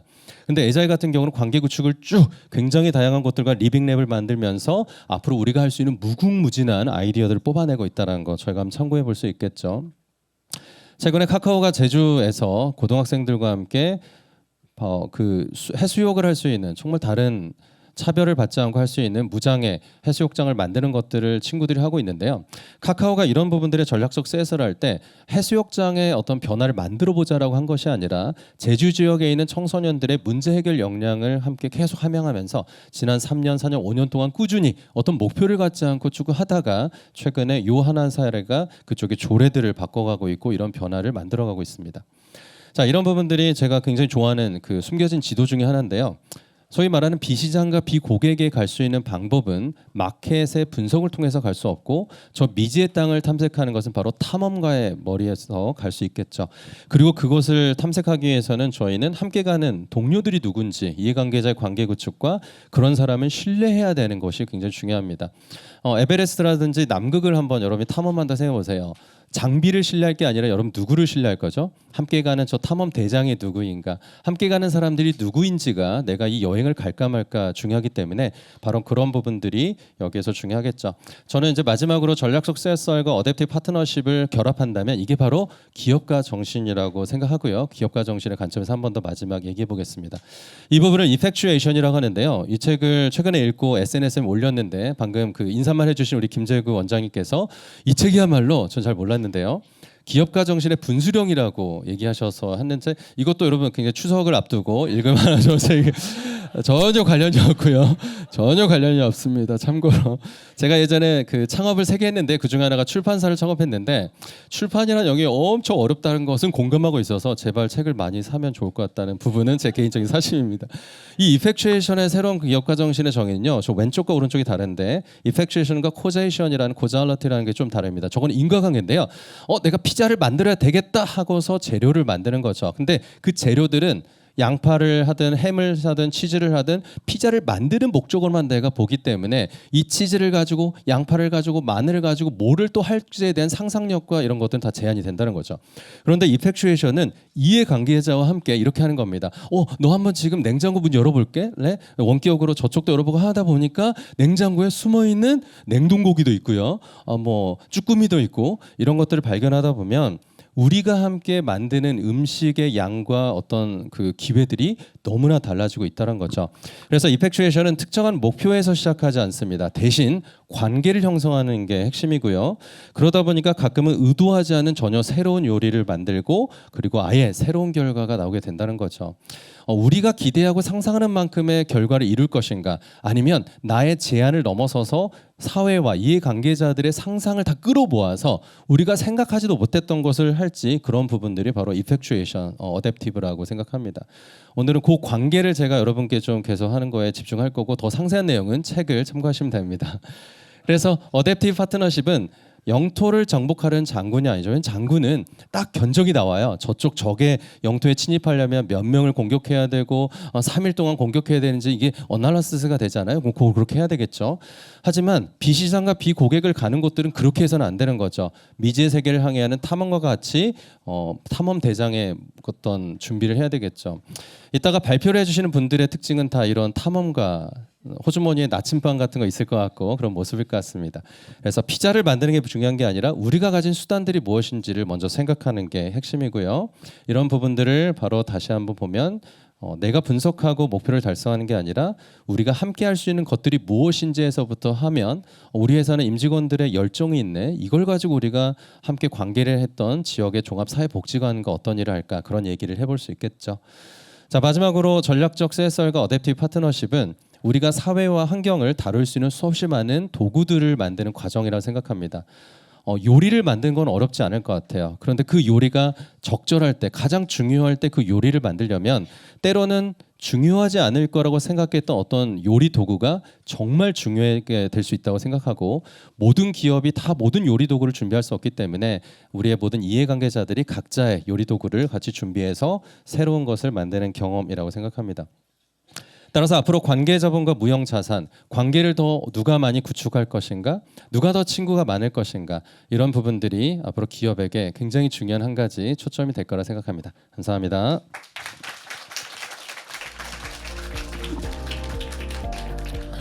네, 어댑티브 파트너십과 관련해서 유익한 발표를 해주신 대표님께 다시 한번 큰 박수 부탁드리겠습니다. 네, 두 분의 이제 기조 발표를 듣다 보니까 저도 오늘 사회 대본을 굉장히 길게 써왔는데 그 내용과 전혀 관계없이 이 전체 내용들과 시간대가 제 예상과 완전히 다 엇나가면서 시작되고 있어서 사회에도 어댑티브 파트너십이 필요한 게 아닌가 하는 생각을 갖게 되었습니다. 특히 이번 추석에 제가 처가에 혼자 내려가게 되는데 네, 추석 때 읽을 책을 또 2편이나 추천을 해주셔서 네, 굉장히 외롭지 않은 추석이 될 것 같다라는 생각을 하고 있습니다. 이제 좋은 발표를 해주신 두 분의 연사님을 다시 모시고요. 그리고 저희 또 패널 토론을 진행하는 시간을 갖도록 하겠습니다. 패널 토론에는 두 분의 연사님 외에도 이제 대기업 그리고 중견기업, IT 기업을 각각 대표하시는 세 분의 패널리스트 분들이 나와 계십니다. 제가 한 분씩 소개를 시켜드릴 텐데요. 큰 박수로 맞아주시면 감사하겠습니다. 먼저 포스코의 나영훈 사회공헌 그룹장님 오셨습니다. 다음으로 유한 킴벌리의 전양숙 본부장님 오셨습니다. 그리고 스마일게이트 희망 스튜디오의 권현주 이사님 모셨습니다. 그러면 먼저 포스코의 나영훈 사회그룹 본부장님을 모시고 발표를 들어보도록 하겠습니다. 큰 박수 다시 한번 부탁드립니다. 참여하면 어때요?라는 신현석 교수님 전화를 받고 이거 누가 오시는데요를 들으면서 공부하기 참 좋겠는데 가서 공부하고 오겠습니다 이런 마음으로 왔는데 이게 그냥 갑자기 이렇게 막 발표하는 거 아니고 준비하면서 교수님께 코칭도 받고 이렇게 했는데 너무 좋은 거예요. 그래서 게다가 이제 제가 딱 올해가 딱 이제 CSR만 20년 차거든요. 그래서 20년 동안 했는데 그런 경험들이 이런 이론에 이렇게 확 녹아드니까 이거 진짜 찐인데 이런 생각이 들어서 그 이야기를 조금 한번 나눠보겠습니다. 이거는 저는 발표할 줄은 정말 꿈에도 모르고 5년 전에 그냥 우리끼리 재밌는 거 해보자 이래가지고 컬렉티브 임팩트를 우리 포스코 그룹이 한번 앞장서서 사회공헌에서 실천해보자 네이밍을 했는데요. 세포시라고 세상을 바꾸는 포스코 그룹의 시너지 공헌 활동 어디 아마 세바시하고 비슷하다 이런 생각 드실 텐데 세포시라는 프로젝트 밖에 나와서 얘기할 줄은 정말 꿈에도 몰랐습니다. 그래서 지금 5년 차이고 올해 11개 프로젝트가 돌아가고 있습니다. 그러니까 포스코 그룹사들하고 지역사회, 일반 기관, NGO, 지자체, 정부하고 파트너십 하는 건데 11개를 다 소개해드릴 수는 없어서 이 중에 한 개만 샘플로 한번 먼저 소개를 살짝 보여드리겠습니다. 도시혁신스쿨이라고 하는 겁니다. 일단 기본적으로는 포스코 그룹에 건설과 관계되는 회사들이 이제 설계하는 포스코 ANC가 있고요. 시공을 하는 포스코 ENC, 우리 더샵으로 잘 알려져 있는. 그 다음에 다 짓고 나면 건물을 유지 관리하는 포스코 와이드라는 회사가 있습니다. 이렇게 건축과 관련된 회사를 세 개를 묶고, 근데 이제 회사들이 조금 필요한 것들은 아무래도 누군가의 스폰서가 필요해서 저희 철강사에서 스폰서를 해주는, 그러니까 사업비의 50%는 우리가 지원할 테니 우리 그룹사들이 힘을 합쳐서 잘 해봅시다. 이렇게 그림을 그렸는데 제가 굉장히 중요한 얘기를 하나 빼먹었네요. 이 이야기가 나오게 된 되게 배경이 경영학과 교수님들 앞이라서 제가 이렇게 말씀드려도 되는지 모르겠으나 저희가 하고 있는 철강 산업이 전후방 산업 연관 효과가 제일 큰 비즈니스입니다. 그러니까 혼자서는 절대 할 수 없는, 앞에서 도와주고 뒤에서 밀어 끌어주고 이렇게 해야지 되는 비즈니스이기 때문에 포스코에 있어서는 협력사와의 관계가 굉장히 중요한 모델이거든요. 우리 CSR도 마찬가지가 아닌가 이런 생각이 들었어요. 그냥 우리 혼자 다 할 수 있어가 아니라 함께 해야 된다라는 생각이 있었기 때문에 이제 이런 그림을 좀 그렸었고, 그래서 이 포스코라는 회사에서는 이렇게 우리가 가지고 있는 역량을 모으는 역할을 했었고, 다른 한 파트너는 이제 NGO 파트너 중에 그러면 건축이나 이런 도시계획 재생에 가장 잘 할 수 있는 데가 어딜까? 헤비타트를 파트너로 했고, 그다음에 최초에는 이제 서울여자대학교하고 이렇게 셋이서 파트너로 시작을 했었는데 이게 하다 보니까 대학이 가지고 있는 자원, 에너지가 무궁무진하다는 것을 알게 됐어요. 그래서 한 학교씩 참여하기 시작해가지고 이제 11개 학교가 참여하는데, 참여하는 이 방식이 다 다르게 돼 있습니다. 지금 서울여자대학교하고 서강대학교는 이제 사회 혁신을 공부하는 학교에서 그 교수님이 같이 참여하고 계시고, 나머지 학교들 중에서는 우리 한양대학교는 신현상 교수님처럼 이렇게 경영학 교수님하고 같이 파트너십을 해서 교수님이 경영학과가 참여하고 있고, 고려대학교는 건축공학과가 참여하고 있고, 숭실대학교는 사회복지학과가 참여하고 있고, 그래서 각 대학마다 자기 전공 과목들이 여기서 수업을 하는 거고요. 그 다음에 이제 이게 지역을 가야 되니까 지역 거점 대학교들이 필요해서 부산대학교, 경북대학교 이렇게 지역 거점 대학교들이 그 지역에서 참여하고 있습니다. 그래서 이 학교들은 참여하면서 그 지속 가능성을 담보하는, 우리가 거기 가서 프로젝트를 하고 1년 후에 떠나더라도 그 학교는 그 지역에 남아 있기 때문에 학생들이 계속해서 그 지역을 돌볼 수 있는 이런 모델을 만들었고, 뭐 무엇보다 또 이런 프로젝트가 그 대학에 진행돼야 되니까 관이 참여해야 돼서 지자체들이 참여하고 있습니다. 그러다 보니까 아까 말씀하신 대로 저희는 처음에 그냥 작게 한 세 팀이 모여서 프로젝트를 시작했는데 지금은 참여하는 규모들이 되게 커졌고, 요렇게 해서 나오는 결과물은 그 국토부가 하는 도시재생 사업에 반영이 됩니다. 그래서 지역마다 한 300억 원 내외의 정부 예산이 투입이 되는데 그 예산을 사용하는 방법을 저희가 이제 이 프로젝트를 통해서 이 지역에는 어떤 게 필요하고 이런 아이디어를 하면 좋겠습니다라는 것들을 이제 도출하는 이런 파트너십 프로그램을 하고 있습니다.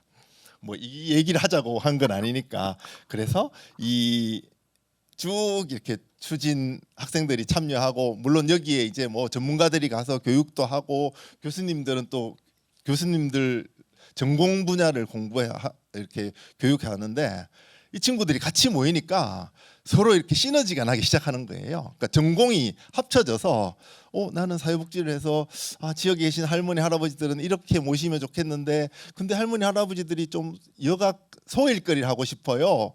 이러니까 경영학과 학생들이 그러면 이분들이 할 수 있는 일자리를 만드는 일을 하고, 그러면 건축학과 학생들이 그러면 건물을 좀 이렇게 공간을 만들면 편리하게 이렇게 쓸 수 있을 것 같아, 이렇게 학제 간에 서로 융합되는 이런 효과가 나타나서 하는데, 예를 들어서 이제 인천 남동구에서 한번 했던 건데요. 요게 뭐 미니 결과물로는 이런 게 나오는데, 이 지역은 아이들이 도서관이 없어가지고 갈 수 있는 데가 되게 제한적이라서 도서관이 필요하다는 나와서 도서관을 이렇게 하나 만들었습니다. 근데 저희가 도서관 하면 그냥 책이 있고 뭐 이럴 것 같았는데, 이 학생들이, 우리 대학생들이 지역 청년 아이들을 다 인터뷰해가지고 어떤 도서관을 만들면 좋을까, 책 이야기 하니까 김정태 대표님 너무 못하게 보시는데 여기에 가면 애들이 저는 해먹에 누워서 책을 보고 싶어요. 그래서 해먹이 있고, 저는 골방에서 책 보는 걸 좋아해서 골방 같은 데가 있고, 저는 계단에 앉아서 책 보는 걸 좋아해서 요 건물 안에 이런 아이들이 책 보고 싶다고 하는 그런 요소들을 다 넣어서 이렇게 도서관을 만들었습니다. 그래서 이런 이제 작품들이 나오기 시작해가지고 이런 파트너십을 하나 가지고 있고요. 두 번째는 해외 이야기도 조금 해보고 싶어가지고 해외 제가 이제 사회적 기업을 하나 설립을 했는데, 혹시 코이카에서 오신 분이 있으신가요? 없으세요?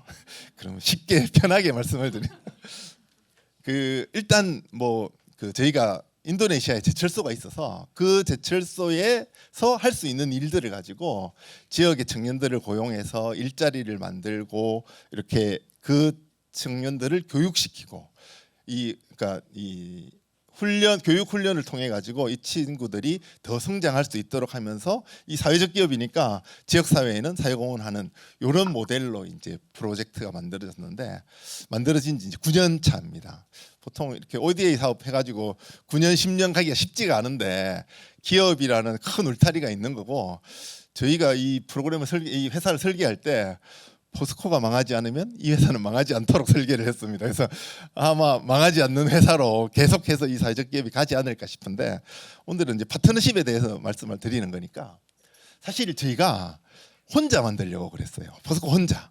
왜냐하면 우리가 인도네시아에 몇 조 원짜리 제철소를 만들어 본 경험을 가지고 있고 실력을 가지고 있는데 뭐 작은 사회적 기업 하나 못 만들겠어? 그래서 혼자 만들려고 막 이렇게 준비를 하다가, 그러면 재단을 하나 만들고 거기 아래에 사회적 기업을 만들어야지. 그래서 재단을 만들려고 이제 인도네시아에 이렇게 그 명망가들을 찾아다니면서 저희 이사님이 되어주세요 이렇게 부탁을 드렸는데 모두가 말 꺼내자마자 하겠다고. 그래서 야, 이 이슬람 문화에는 되게 사회공을 이런 나눔을 실천하는 문화가 굉장히 많나 보다 이렇게 생각을 했는데 만났던 분 중에 한 분이 저한테 그러시는 거예요. 아, 좋다고. 그 13% 룰은 알고 있지? 이러시는 거예요. 그래서 13% 룰이 뭡니까? 그러니까 인도네시아에는 그 모금액의 연간 모금액의 13%를 이사들한테 나눠주는 룰이 있다는 거예요. 그러니까 10억을 모으면 1억 3천만 원은 이사님들한테 이렇게 드려야 된다는 거예요. 이야, 큰일 나겠다. 이 로마에 왔으니까 로마법을 따라야 되는데 이거 13%씩 매년 나눠주다 보면 우리 회사는 남는 게 하나도 없겠다는 생각이 딱 들었어요. 그래서 이때 이제 생각을 했죠. 야, 이거 우리가 여기서 살아남기 위해서는 이 13%를 지켜줄 파트너가 필요하겠다. 그래서 찾은 파트너가 코이카였습니다. 코이카하고 손을 잡아서 그러면 코이카가 이제 저희가 기업이니까 이해관계자들의 의견이 되게 또 외풍이 될 수 있는데 저희가 진짜 도와드리고 뭐 지원해드리고 싶은데 이게 대한민국 세금으로 진행되는 거라서 저희들 마음대로 할 수가 없습니다라는 변명거리를 찾기 위해서 코이카를 끌어들였는데 막상 파트너가 되고 진행을 하다 보니까 이 코이카가 뭐 몇십 년 동안 해왔던 전 세계에서 했던 프로젝트에 대한 노하우들이 있으니까 굉장한 전문성을 가지고 있더라고요. 게다가 뭐 전 세계 네트워크가 다 있으니까 뭐 인도네시아 안에 있는 네트워크는 물론이고 해외에 있는 네트워크까지 다 끌어와서 그런 네트워크를 잘 활용할 수 있었고, 요거는 뭐 담당자의 특성이긴 하겠지만 굉장한 열정이 있어서 인도네시아 하면 저는 맨날 KFC밖에 생각이 안 나는데 매일 저녁 먹으러 가는 시간이 아깝다고 맨날 KFC 치킨 시켜놓고 밤새 회의하고 뭐 프로젝트 하고 뭐 이렇게 했었습니다. KFC를 잘 안 먹습니다. 하여튼 뭐 이런 열정이 있었기 때문에 이 프로젝트를 할 수 있었는데 생각지도 않았던 돈을 가지고 와가지고 요 당시가 이제 코이카가 사회적 기업 같은데 좀 관심은 있는데 어떻게 해야 될지 모를 때여가지고 기업과 협력을 어떻게 할지 잘 모를 때여서 50대 50 저희가 기부한 만큼 코이카가 이렇게 돈을 내서 사실은 저희 사업비가 2배로 불어나는 효과가 있었습니다. 그래서 이 프로젝트를 되게 잘 할 수 있었는데 이런 프로젝트들을 딱 하면서 느낀 생각이 이렇게 좀 혼자 이렇게 정리를 했었는데 오늘 와서 이렇게 말씀 앞에서 두 분 말씀하시면서 야, 이런 거 필요해. 그래서 야, 역시 현장에서 20년 뛴 게 강의 한 번만 못 하구나. 이 뭐 첫 번째 국내 사례도 그렇고 굉장히 많은 파트너들이 함께 하고 있으니까 야, 이거 되게 힘들더라고요. 말은 굉장히 뭐 파트너십이 중요하고 뭐 컬렉티브 임팩트 너무 좋아라고 하지만 굉장히 힘들다. 그래서 일단 모일 때 굉장히 신뢰할 수 있는 사람들하고 모여야 그 다음에 신뢰 관계가 구축이 돼야 갈 수 있겠다라는, 그러니까 개인 간에도 마찬가지고 여기 참여하고 있는 개인 담당자들도 마찬가지고 이 조직 간에도 마찬가지고 굉장히 중요하다는 생각을 하나 했고요. 두 번째는 이거는 뭐 두 분 다 말씀하신 공동의 목표가 있었다. 우리가 이걸 왜 하는지 뭐 버스커는 홍보하려고 하고요. 뭐 NGO는 뭐 어려운 사람 도우려고 하고요. 학생들은 그냥 뭐 수업 배우려고 하고요. 물론 다 각자 있지만 공동의 목표가 뭔가 명확한 공동의 목표는 있어야 그걸 서로 합의가 된다라는 거 하나 들었고, 다른 하나는 명확한 아레나를 있어야 되겠다. 나는 여기다가 뭘 내놓을 건데요. 당신들은 뭘 좀 내놨으면 좋겠어요. 약간 이런 기대하는 바가 명확하게 알려주고, 그리고 나도 여기에 얼마만큼 헌신할 것인지에 대해서 명확하게 딱 실행할 수 있는 이런 것들이 필요하다는 거고, 이렇게 돼서 배가 출발을 할지라도 결국에는 끊임없는 소통으로 이게 흔들림 없이 갈 수 있도록 오해가 생기지 않도록 해야 되는데, 이게 그냥 이렇게 여러 사람이 있는데 그냥 그렇게 합시다 이렇게 하면 잘 안 되니까 딱 그 백본 조직이 필요하다. 누군가는 백본이 되고 어떤 조직인가는 백본 조직이 돼서 이렇게 이거를 전체를 어우를 수 있는 이런 게 꼭 필요하겠다라는 생각이 들었습니다. 저는 파트너십 하면 딱 저 그림이 생각나거든요. 우리가 맨날 파트너십 중요해 이러지만 실제로는 서로 살살살 땡겨가지고 자기한테 유리하게 하려고 하다가 줄이 끊어지면 어떻게 되나요? 저기 다 같이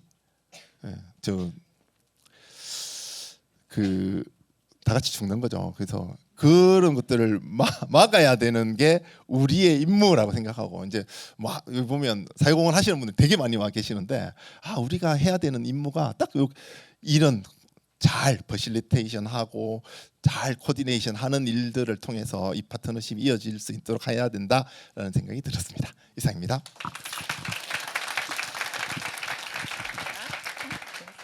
네, 안녕하세요. 유한킴벌리에서 ESG와 커뮤니케이션 담당하고 있는 전양숙입니다.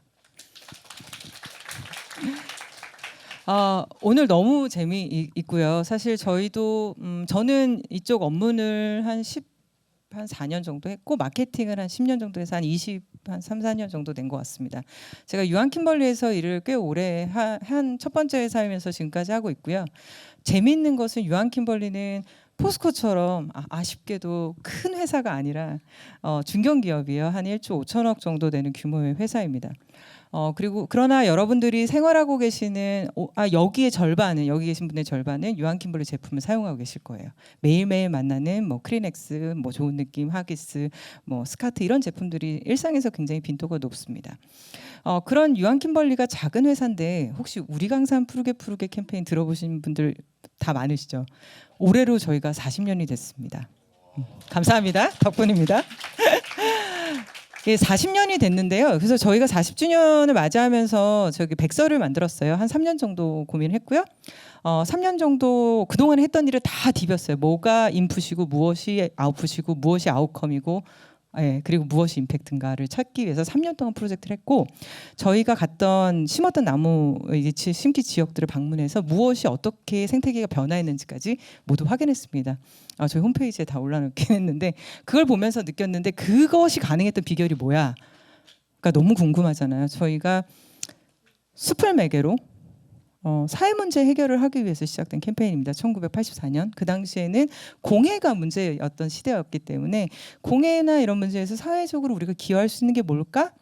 라고 했을 때 우리나라는 산이 많고 숲이 복원돼야 되고 숲이 있으면 강이 깨끗해지네. 그러면 강산을 푸르게 하려면 숲부터 만들고 그것을 만들어서 가는 과정에서 우리가 많은 것들을 협력해야겠구나라고 했는데 저희가 처음에 산림청을 찾아가서 설득을 해서 구규림에 저희가 기부 체납을 하는 방식으로 저희가 그 지역을 숲을 가꾸고 다시 기부 체납하는 방식으로 해왔습니다.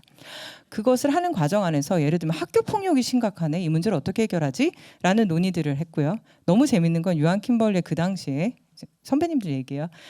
스터디 그룹 있으셨대요. 그래서 유한킴벌리 사람이 아니고요. 교수님 그리고 NGO 단체에 계신 분들 그리고 전문가 이런 분들이 유한킴벌리에 6시쯤 오셔서 한 10시까지 스터디를 하셨다고 합니다. 그런 분들이 이야기를 계속 하다 보니까 여러분들 학교 폭력 문제를 어떻게 해결하실 것 같으세요? 학교에 숲이 있으면 달라진다는 거예요. 그래서 저희가 학교숲 운동을 했고 737개 정도의 학교를 만들었습니다. 근데 여기 이제 임팩트를 생각하면 어디까지 가냐면 저희가 만들었던 그런 노력들이 정부가 이제 예를 들면 교육부가 정책으로 채택하면서 저희는 이제 스탑 이런 식의 이제 종료하는 사업들도 생겨나고요. 도시의 이 상박함과 이런 부분들, 그러니까 피로감이 너무 높아지고 있는 이 사회를 어떻게 해야 돼? 도시에 숲을 만들어야 돼. 그래서 저희가 서울숲 을 만드는 거를 제안을 했고 지금 22년째 그 활동을 하고 있습니다. 물론 저희는 항상 시드먼이고요. 최초입니다. 퍼스트 무버로서 먼저 들어가서요. 사례를 만들고 사례가 검증이 되면 저희가 프로토타이핑이라고 하죠. 프리 A 단계만 해요. 유한킴벌리. 왜? 저희 돈이 많지 않아요. 그리고 리소스도 크지 않습니다. 예를 들면 건설을 하는데 저희 그런 역량이 없어요. 저희 생활용품 하는 회사잖아요. 그래서 저희가 하고 있는 활동들이 그래서 보통 어떻게 하냐면요. 저희는 우선 정부 섹터하고 함께 하면서 중요한 건 시민이 지속 가능하려면 어떻게 해야 돼? 유한킴벌리가 하는 게 아니고 시민들이 바뀌어야 돼. 그럼 시민은 누구랑 해야 돼? 그러면 시민 단체와 함께 해야 돼. 저희는 굉장히 중요하게 생각하는 게 시민 단체입니다. 그래서 NGO 그룹 잘 안 바꾸고요. 저희 사실은 롱런합니다. 생명숲하고는 25년, 평화숲하고는 22년 이런 식으로 함께 하고 있고요. 저희는 그 단체가 커갑니다. 저희랑 시작해서 프로토타이핑 하셨고 저희 예산이 거의 저기에 뭐 10%, 15% 이 정도 될 텐데 그럼에도 불구하고 한국여성재단 20년 뭐 예를 들면 이런 식으로 어떤 단체와 그 분야를 정하면 거기에 관련돼서 함께 하는데 그 분야라는 게 아까 얘기한 것처럼 이 프로그램이 아니고요.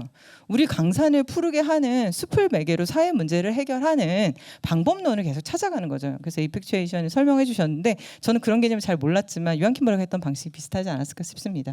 그래서 저희가 생각하는 건 혁신인데요. 사회 혁신에 기여하고 싶었어요. 그러니까 사람과 숲이 공존하는 그런 사회의 혁신을 만들어내는 건 혼자 도저히 못하기 때문에 함께 하는 거였고 그러다 보니까 예를 들면 이런 케이스가 있습니다. 몽골에 저희 숲이 있는 걸 알고 계시는지 모르겠어요. 몽골 숲인데 몽골이 거의 타막이지만 침엽수림이 있는 지역 8% 정도 되는데 그중에 한 70% 정도 되는 데가 토진나라스 지역이에요. 근데 여기가 불이 다 타버려가지고 7만 헥타르 중에 5만 헥타르가 불이 탔습니다. 그래서 국제사회에 이걸 어떻게 하면 복원하는 걸 도와달라고 했을 때 유한 킴벌리가 그 당시에 동북아 산림 포럼과 함께 갔어요. 그래서 그때부터 지금 21년간 한 거예요. 그랬더니 저렇게 2003년에 있던 데가 이렇게 숲이 됐습니다. 이제 청년의 숲이 됐어요. 그래서 3,250헥타르에 1,000만 그루 이상을 심고 가꿨고요.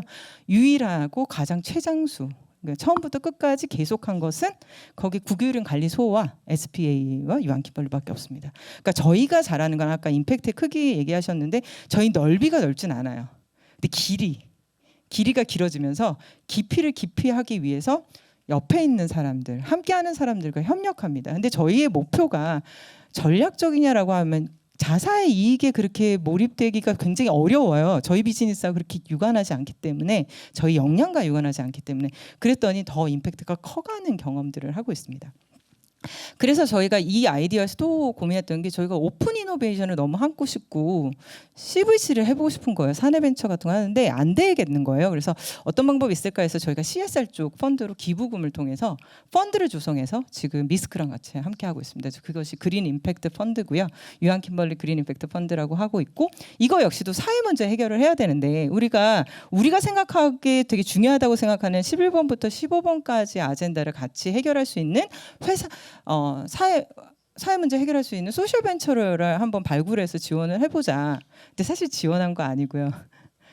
지분을 투자를 하는 방식입니다. 저희는 지분 투자를 하고 있고 이분들이 성공하면 그것을 다시 회수해서 다시 재투자하는 방식이 기부 프로그램입니다. 그래서 저희는 사회가 계속적으로 지속 가능하게 하는데 기여하고 근데 그 결과로 저희가 또 재밌게 느끼는 것은 뭐냐면 유한 킴벌리하고 오픈 이노베이션 하는 회사들이 생겨나는 거예요. 그래서 저희가 몇 가지 새로운 시도들을 좀 하고 있습니다. 그 역시도 저희가 의도했던 건 아닌데 하다 보니까 되는 부분도 상당히 많아서 저희가 지분 투자를 하지 않았지만 하고 있는 회사들도 많습니다. 그래서 지금 한 12개 정도를 지금 투자를 했고 실제로 좋은 성과를 보여주고 있습니다. 여기에 또 재밌는 것은 여기도 또 코이카가 나오네요. 코이카에서 또 해외 그러니까 소셜벤처 해외 진출과 그리고 실제로 그 현지에 있는 인도네시아나 이런 곳에 투자하는 것도 사실 지원을 해주고 계셔서 저희 역시도 처음에 생각했던 것보다 규모가 커지고 있고 그 다음에 누적이 되니까 이것이 어떻게 저희와 비즈니스 연계도 되고 혹은 사회에 더 연계되는 방식도 있습니다. 또 한 가지는 또 유한 킴벌리가 지속가능한 제품 95%라는 목표를 2030년까지 하기로 했어요. 저희의 업이 갖고 있는 특성에서의 모든 것을 전환하려고 봤더니 밸류체인 전체에 봐서 유한 킴벌리 차지하는 비중은 예를 들면 온실가스 측면으로 봐도 저희가 15%밖에 차지하지 않고요. 전체 밸류체인으로 봐도 되게 어려운 부분들이 있습니다. 그래서 이걸 어떻게 할까 해서 아예 그린 액션 얼라이언스, LG화학, 롯데케미칼, CJ바이오 이런 데하고 함께 얘기하기를 먼저 소재를 만드시면 그런 얘기 하잖아요. 만들면 쓴다, 쓰면 만든다, 만들면 쓴다 이러면서 계속 얘기하잖아요. 그래서 저희가 어떻게 했냐면 만드시면 저희가 먼저 커머셜라이즈 하겠습니다. 저희 제품에 소재화하겠습니다가 지금 약속으로 MOU를 맺기 시작했고 지금 그렇게 해서 진행되는 프로젝트들이 여러 개 있어서 지금 현재 39개 정도 기업들이 합니다. 그러니까 저는 여기까지 사례 소개인데 유한 킴벌리는 큰 회사가 아니기 때문에 아마 작은 회사에서 오신 분들도 있을 거예요. 한 가지는 근데 지키셔야 돼요. 뭐냐면 지속해야 됩니다. 저는 지속 가능성은 지속성에서 온다고 생각을 하고 그러나 방향만 맞다면 변주는 오히려 더 큰 임팩트를 만드는 기회가 있지 않을까 생각합니다. 네, 감사합니다.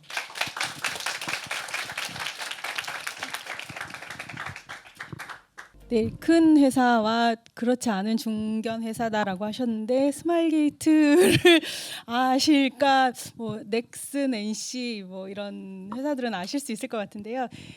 네, 저는 스마일게이트 희망 스튜디오에서 온 권현주입니다. 저희는 희망 스튜디오라는 사회 문제 해결에 참여할 수 있는 플랫폼을 운영하고 있는데요. 좀 이렇게 소개를 드리기 위해서 저희가 왜 플랫폼을 하는지를 좀 설명을 드리려고 하는데, 그러니까 저희가 전략적 CSR이잖아요. 그러면 그 기업이 추구하는 비즈니스의 가치를 CSR이 같이 추구할 수 있어야 전략적 CSR을 얼라인할 수 있는데, 이게 게임 산업, 게임이나 엔터테인먼트 산업이 가지고 있는 특징이 있습니다. 뭐 다들 이제 일상의 삶에서 즐기고 계시기 때문에 아주 잘 알고 계시는 이야기들인데요. 뭐 일단 요 산업 자체가 규모로 보자면 잘 모르실 수도 있지만 우리나라의 뭐 K-팝, 뭐 K-무비, K-컨텐츠 이런 것들이 작년 수출액이 한 16조 정도 됩니다. 16조 정도 되고 뭐 2차 전지 이런 거보다 더 수출액 규모가 크고요. 그 16조 정도의 한 70%를 우리나라의 대한민국 게임이 수출을 하고 있습니다. 그러니까 사실 게임이 굉장히 대단한 콘텐츠고요. 이 게임은 좀 다른 IT 기반의 기술이랑은 조금 다른 점이 있는데, 예를 들면 IT의 기술들은 좀 편리하고 뭐 유익하고 이런 것들이 있습니다. 그런데 게임은 편리하고 유익하다기보다는 재미가 있는 컨텐츠입니다. 그런 점에서 좀 다른 점이 있고요.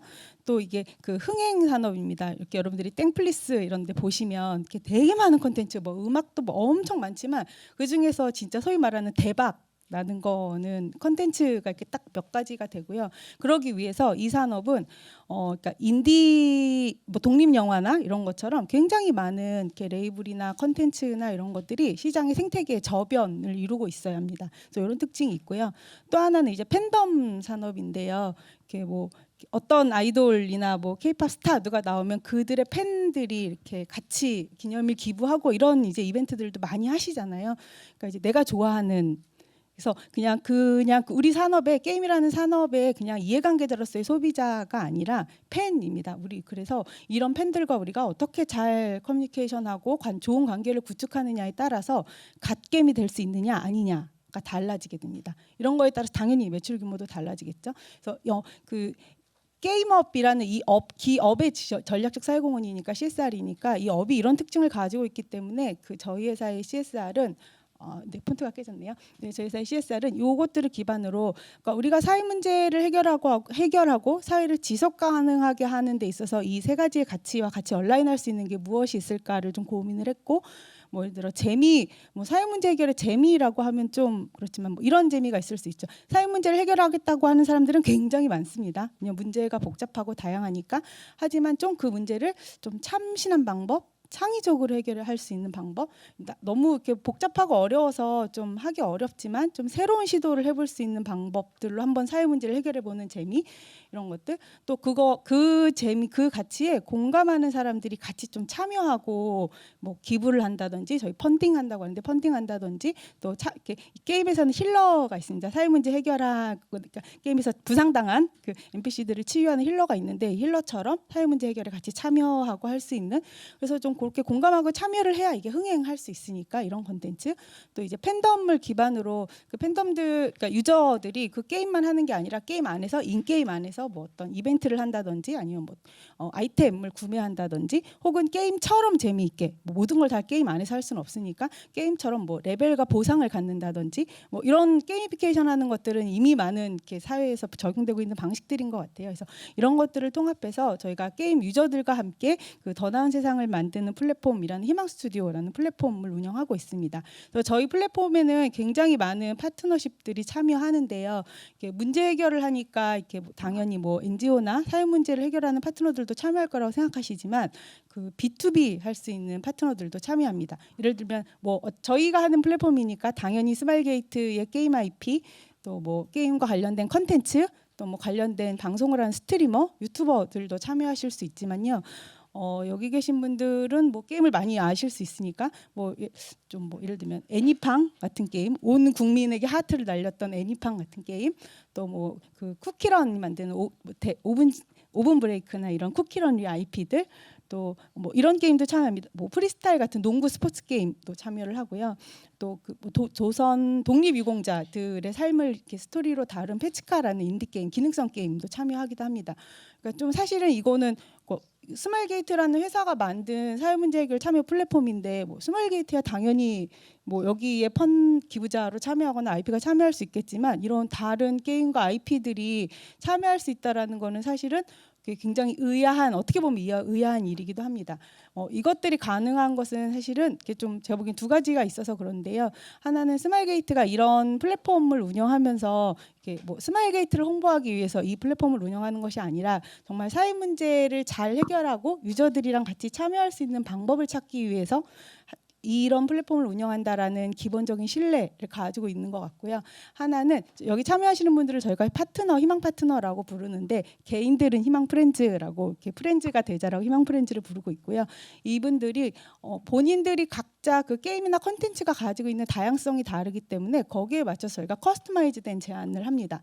아까 강의에서 주신 내용으로 보자면 좀 유연하게 참여하실 수 있는 컨텐츠들을 제안을 하고요. 그래서 뭐 그 게임이 연관된 콘서트나 예술 행사를 하는 곳이랑 연계해서 기부를 하고 Y석 기부라고 유튜브에서 그걸 관람하면 하실 수 있는 기부 프로그램을 운영하기도 하고 또 요새는 팝업 스토어 많이 합니다. 더 현대 이런 것들에서 팝업 스토어에서 굿즈를 기부하기도 하고 또 온라인 방송들은 스트리머들에게 도내하는 문화가 있어요. 이렇게 다들 많이 경험해 보셨겠지만 그러면 그런 도내했던 기부들을 기부금으로 연결하기도 합니다.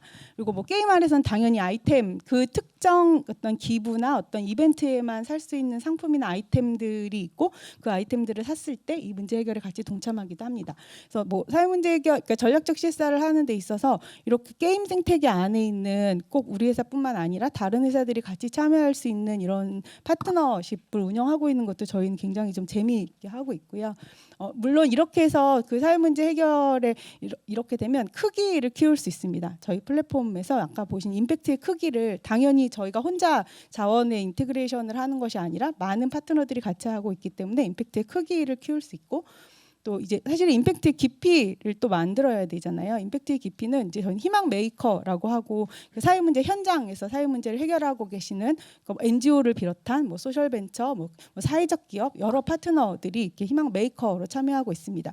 저희 플랫폼에 지금은 한 90개 정도 희망 메이커들이 참여하고 계시고 플랫폼이기 때문에 저희가 몇 개의 특정한 파트너십들과만 관계를 맺을 필요가 없어요. 굉장히 많은 NGO나 파트너들이 여기 들어오실 수 있고 본인들 필요에 따라서 필요한 순간에 플랫폼의 기능을 이용하실 수 있습니다.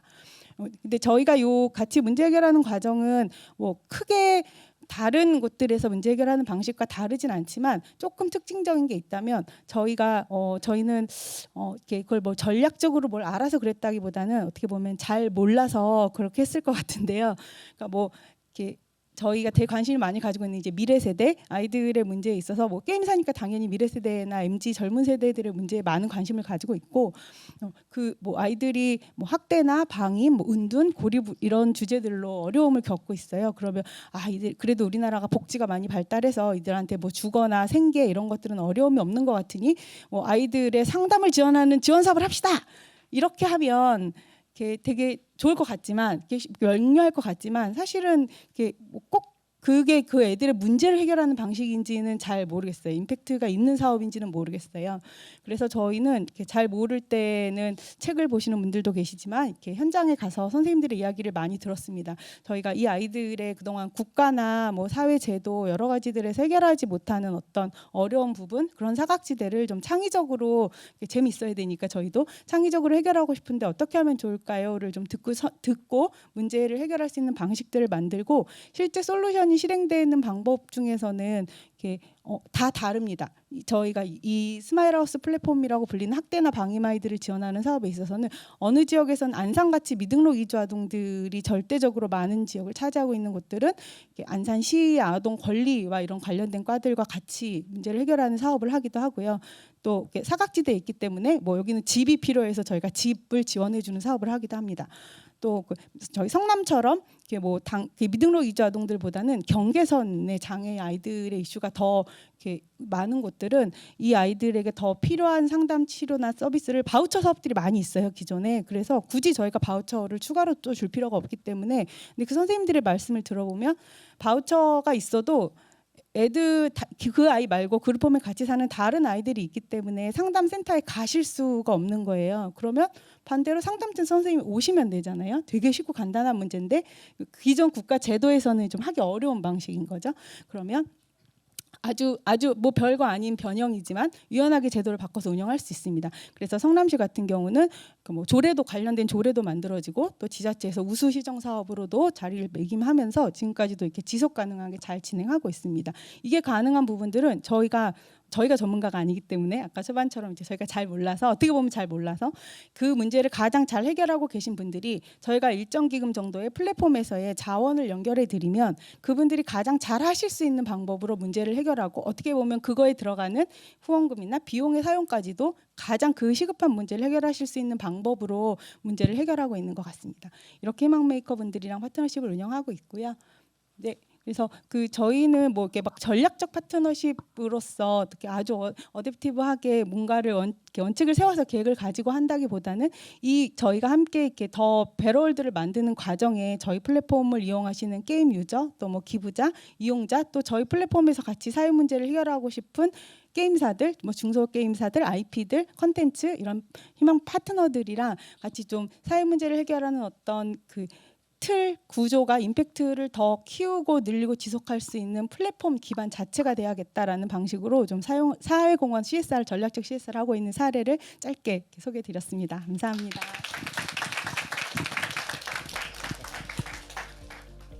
예, 세 분 감사드립니다. 저희가 그 원래는 이제 패널 세션이 있었는데요. 저희가 이제 시간이 2시 20분까지 무조건 끝내야 되기 때문에 어댑티브하게 또 이제 조정을 좀 하면 좋을 것 같고요. 그래서 제가 이제 우리 세 분 그 패널리스트 분들께 이제 각자 이렇게 좀 전화를 드려가지고 논의를 좀 하면서 우리 패널 토론할 때 이런 거 좀 같이 얘기하면 좋겠어요라고 이제 말씀을 드렸었는데 그걸 지금 다 발표하시면서 얘기를 너무 잘해주신 거예요. 그래가지고 사실은 이미 중요한 인사이트들이 다 이제 전달이 된 것 같아서 너무 이제 세 분께 감사드립니다. 다시 한번 우리 세 분께 박수 한번 좀 부탁드리겠습니다. 네, 감사합니다. 그리고 저희가 또 사실 오늘 못다한 이야기들이 너무 많긴 한데요. 그거는 또 차기 경영학회 회장님께서 허락해 주시면은 내년에 또 저희가 경영학회 이제 도움을 받아가지고 또 좀 진행을 이제 해보도록 하겠습니다. 저희 그 시간을 좀 마무리하기 전에요.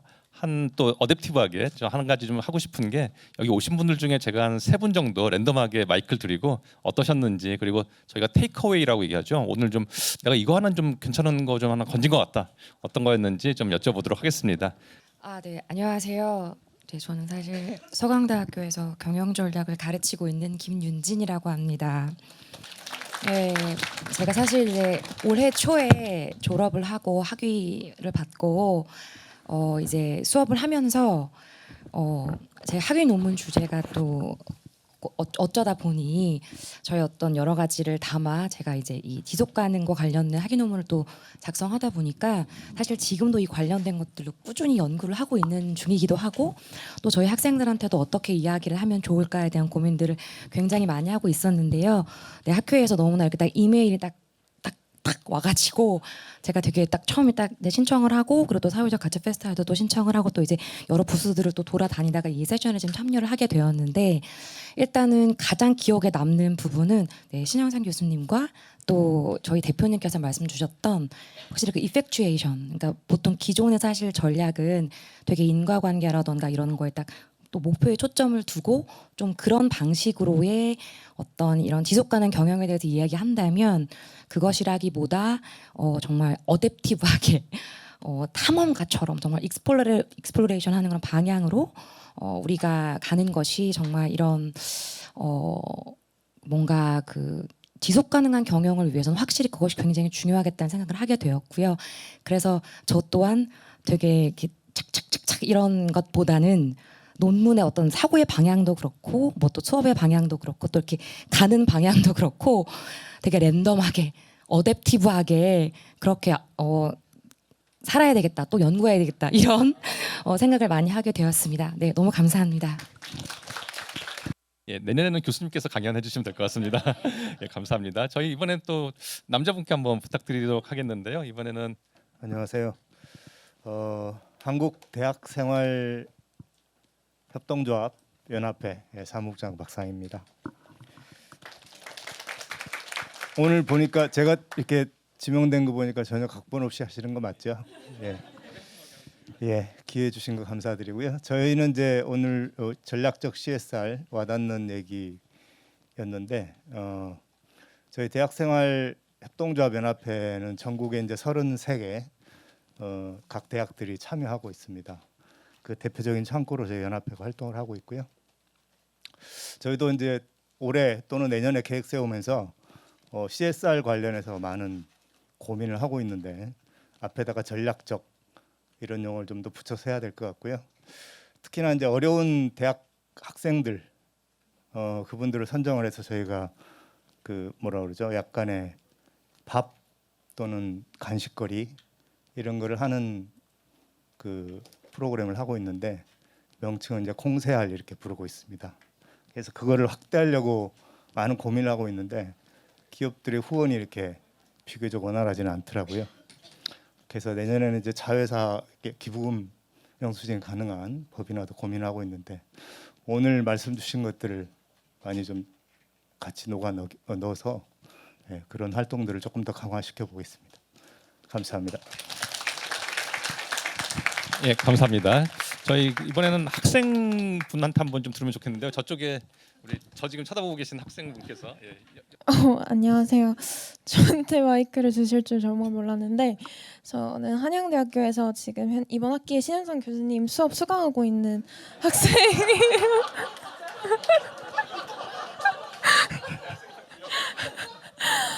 그래서 저는 처음에 사실 여기에 과제의 일환으로 사실 오게 된 건데 와가지고 여러 기업 그 종사자분들의 이제 CSR이나 뭐 ESG 관련한 경영 전략이나 이런 좋은 이야기들을 생생하게 들을 수 있어서 오길 잘했다라는 생각이 들고요. 앞으로도 제가 이제 사회혁신이나 뭐 ESG, CSR을 좀 배워가고 있는 학생으로서 이런 사회적 가치 페스타와 같이 여러 정보들을 좀 기업 종사자분들이나 관련 분들에게 직접 들을 수 있는 기회가 많았으면 좋겠다는 의견 말씀드리면서 마치도록 하겠습니다. 감사합니다. 저희가 이제 수업을 한 주밖에 안 해가지고요. 그러니까 재학생인 줄 몰랐습니다. 죄송합니다. 예, 그럼 저희 마무리하도록 하겠습니다. 안녕하세요. 저는 원래 클로징 진행을 담당하게 된 한국방송통신대학교의 정성욱이라고 합니다. 예. 다 이미 마무리가 됐고 저도 짧게 제 소감을 말씀드리면 오늘 전략적 CSR과 어댑티브 파트너십이라고 하는 거에 대해서 굉장히 많은 걸 배울 수 있었는데 제가 이런 어댑티브 파트너십을 어떻게 실행할 수 있을까 생각을 하다가 클로징 진행자로서 빨리 끝내는 것이 가장 파트너십을 발휘하는 것이 아닐까라고 생각을 했습니다. 그래서 제가 정리 하나만 정리를 드리고 그리고 가장 아까 저한테 부탁하신 중요한 메시지를 전달해드리고 끝내도록 하겠습니다. 제가 감히 한번 정리를 해보자면요. 금일 한국경영학회에서 주관한 전략적 CSR과 어댑티브 파트너십 이 세션은 전략적 CSR과 어댑티브 파트너십이라고 하는 것이 무엇인가 그 개념과 프레임워크 그리고 트렌드에 대해서 살펴볼 수 있었고요. 다양한 국내외 기업들의 사례들 대기업 또 중견기업 그리고 IT 기업의 사례를 통해서 그것의 효과성과 지속 가능성에 관한 인사이트를 한번 논의해 볼 수 있었던 굉장히 소중한 자리였다고 생각을 합니다. 이렇게 대한민국에서 최초로 시행되는 제1회 사회적 가치 페스타에 한국경영학회가 좋은 분들을 모시고 이렇게 기여할 수 있게 되어서 무척 기쁘게 생각합니다. 감사합니다. 모두 고생 많으셨습니다.